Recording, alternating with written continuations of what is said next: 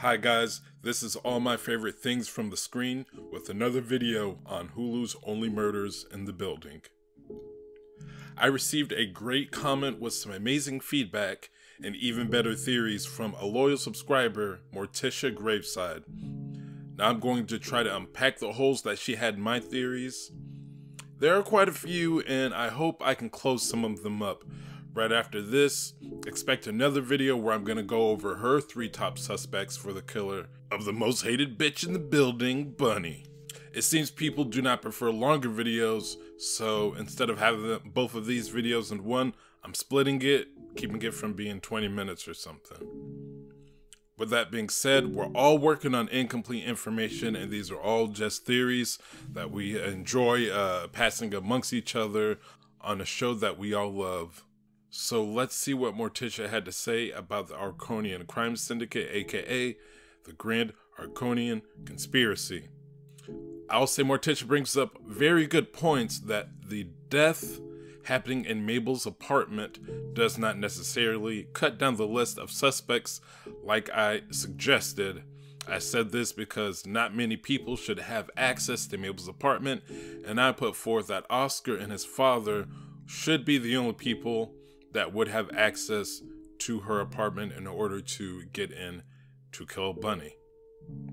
I did not consider that Bunny would have keys herself as the apartment condo association manager. This would definitely give her access to every room in the building, and with that, the theory, anyone could make up a story that could get Bunny to open up Mabel's apartment to go inside and in turn killing her. This is 100% true. If anyone could come up with a good enough reason, they could definitely, if Bunny was dumb enough to fall for it, get her in there and do something bad to her. Stabby needle time.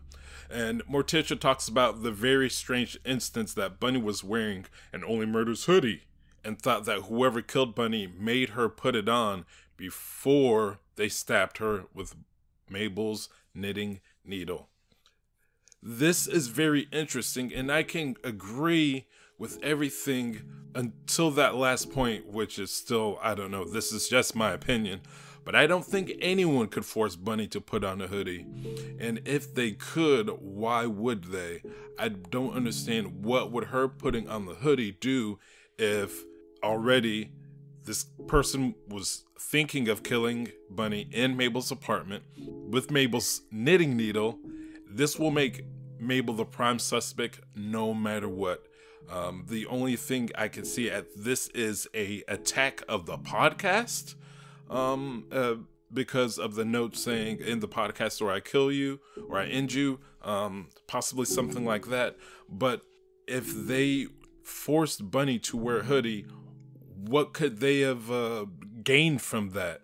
And also, what could someone threaten Bunny with? Did they hold her at gunpoint and then stab her? This is a really strange string of events. From what I see and my assumptions of Bunny, she is a very strong-willed person. At one of the town hall meetings, she told the murderer to stop murdering in the building, and I thought that was funny, but it shows a lot of her personality. I don't think that Bunny fears very much, and I don't think that she thought so lowly of the podcasters that she would take the threat of death whether or not she should put on a hoodie.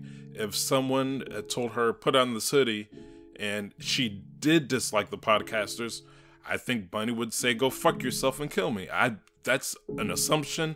I don't know, but even if Bunny did not mind the podcasters and she was coming around to them, I don't think Bunny would be the type of person to be like, oh, I'm sorry, don't kill me, I'll put on this hoodie.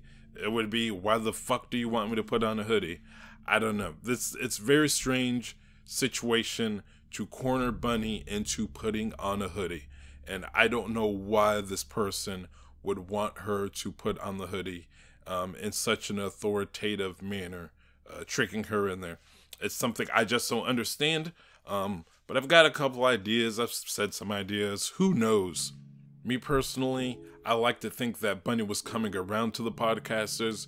She could have kicked all 3 of them out, even after they solved the murder. That did not stop the fact that Oliver still owed money and that she had legal grounds to remove Mabel and Charles Hayden Savage from the apartment building.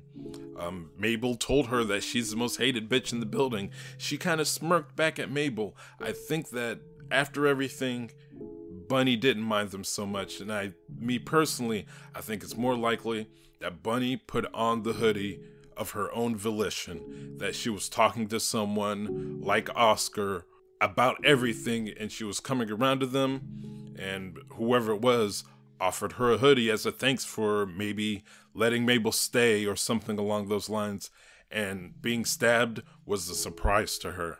I don't think she saw this coming whatsoever, even with the hoodie on. But I could completely be wrong. That is just my assessment of why Bunny wore the hoodie.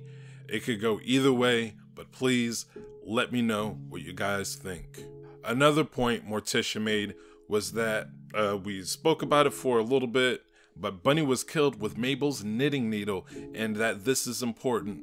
I've thought that this was obviously something important, but I did not think about it to the degree that Morticia has. Again, we're working with incomplete information, so what she has to say and what I have to say are all assumptions, and I don't know when we will get clarified on the information that we're thinking about, but I think that Morticia is onto something serious. I assumed that Oscar may be the only person who knows that Mabel carries her knitting needle because she directly told Oscar this. She almost stabbed Oscar with her knitting needle. But there is another possibility. Morticia went on to say that it could be anyone known who has listened to the podcast, and that the episode 1 narrative introductions could be introductions of our podcasters within the first episode. When she said this, I thought back, and this is 100% correct, because we do see words told to us, I believe is the very first person who spoke, Charles Hayden Savage, used by him in his narrative intro at the beginning of episode 1, later on being used by him when they were recording an episode of the podcast. So we are being introduced narratively to the characters, and then they are again using words that are in the podcast itself. So it would totally make sense that Mabel's narrative introduction could also be a part of the podcast, and that would give anyone who's listened to the show the means to frame Mabel if this is indeed a frame job.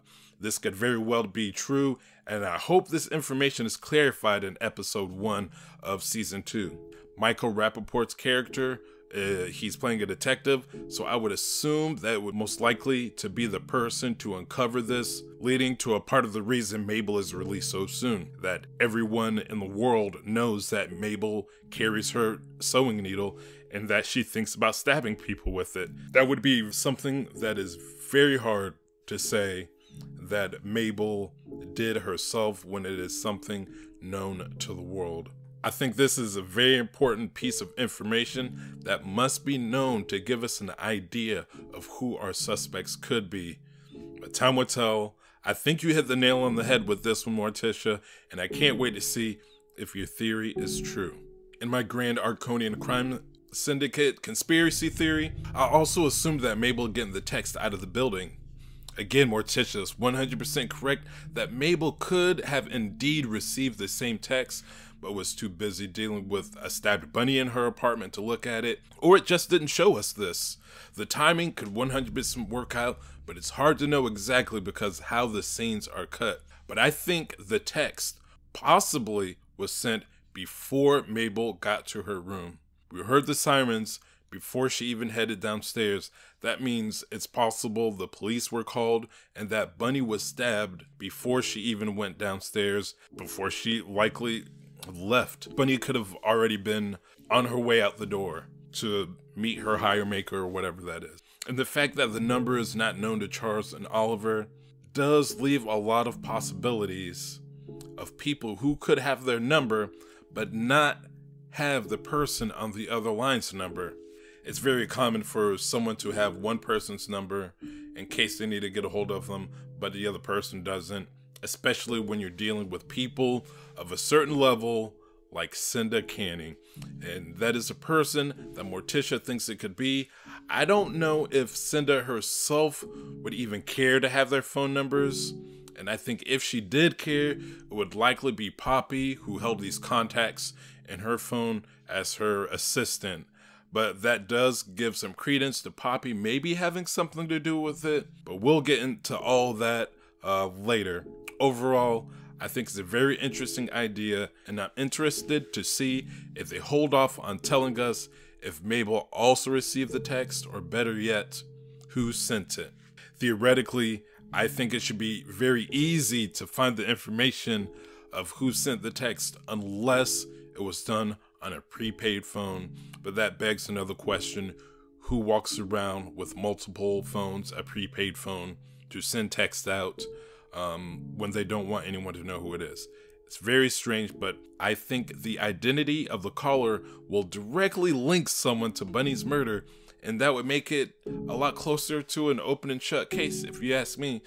I'm wondering how they will navigate around not giving us that information, which should, in theory, be very easy to find out. Those are my thoughts on Morticia's comments on the Arconian crime syndicate. There are some major holes I definitely have and I cannot fix, but I hope I was able to plug a little bit in there, and I think when season 2 begins, I will be able to clarify and hone in on who I think is part of this organization and what exactly is going on in the Arconia. As I said before, the script was getting long. It was about 6 pages, so I'm splitting it up into 2 parts. The second part will be Morticia's theories on who she thinks is the killer. Likewise, I will give my thoughts on her choices and whether or not I think they are viable candidates. And hopefully together, we can solve this thing. Thank you, Morticia, for interacting with the video. I love talking about the show with you, and it makes me happy to be able to find others that are engrossed in the mystery as I am. But let me know your thoughts. How do you think the killer forced the strong-willed woman like Bunny to put on a hoodie? And if Mabel mentioned her needle on the podcast, do you think this will be part of the reason why she's released? And how early do you think they will tell us this information? I'm racking my brain about it, but I can't wait to hear your thoughts. Thank you all once again. I'm Dallas, and I hope you join me on the rooftop.